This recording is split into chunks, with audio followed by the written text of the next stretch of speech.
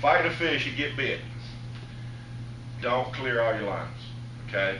With this tackle, you're gonna have to run your fish down if it's a king or something like that. You just gotta do it. You gotta put the person up on the bow. And I don't mean necessarily all the way in the bow, because you still gotta communicate, okay? But you need to get them out of the way so you can turn and start going toward the fish.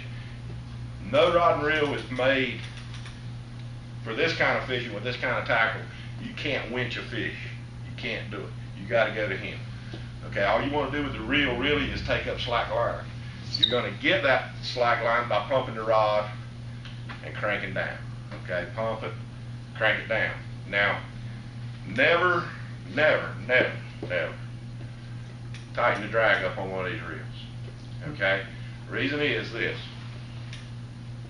I'll use an example. The year that we won nationals, okay, in Biloxi, I'm an old man, okay, we had made a 90-mile run to get where we were going, and the whole fleet was going there. 200 to 300 boats competing were going to be there, because everybody knew that's where the fish were that time of year. I have to use the bathroom every so often, okay, but we didn't stop on the way, all right? So before we pulled over 8 or 9 boats, I guess, that beat us there, and I didn't want to pull over in the crowd and use the bathroom, so we stopped short of where everybody knew the fish were.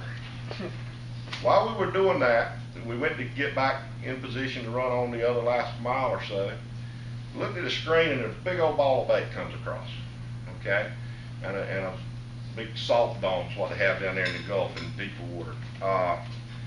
And we kind of agreed that we had to try it before we ran over there where everybody, and it was hard to do because we could see the boats on the bow fighting fish. That's a pretty easy thing to see, you know, when somebody's standing on the bow with a rod in their hand that's been over. But we said, okay, we'll go ahead, we'll try this. I grab a ribbon fish, I hook him on, I flip him out, go to put him on a downrigger, and I nearly lose these 2 fingers that I've got him wrapped up on, okay? Had I had the drag locked on that reel, it wouldn't have been a pretty time. We'd probably lost the rod and reel, or certainly we'd have lost the fish immediately, breaking the line or whatever, okay? They will bite on the way out. And we catch a lot of fish while they're free swimming going out, okay? So you never lock the drag, okay? Nearly every time you get a king and you've chased him down with a boat, basically, he's gonna end up down here most of the time, deep, doing what we call death circles, okay? And you're gonna have to kind of winch him up a little bit, okay, a little at a time to work him up to the top. But you still don't want to tighten the drag to do it. What I'll do is just lay my thumb on the spool, okay, a little bit. That way if he starts to run, and he usually will, you can just take your thumb off and he can run. I'm not reaching over here trying to loosen the drag because he wants to run all of a sudden, okay?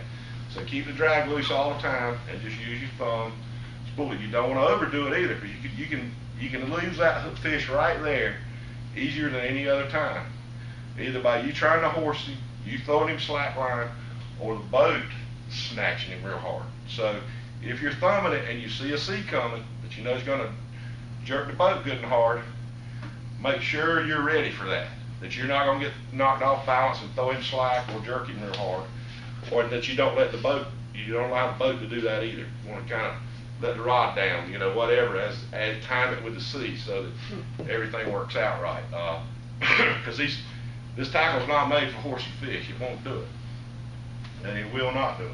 How much drag do you have? I was getting ready to say, from a drag standpoint, we usually use roughly about 1.5 pounds on what we call strike mode. If you use a lever drag system, not a star drag, I suggest knowing where your strike position. Yep. That's where it's in the rod holder. And then if a fish hits, and that's the most we ever go right there, and it's about 3.5 pounds. Yeah, I got you. So I usually don't touch it unless you're just cranking and nothing's happening. It's obvious you know they would throw a little bit.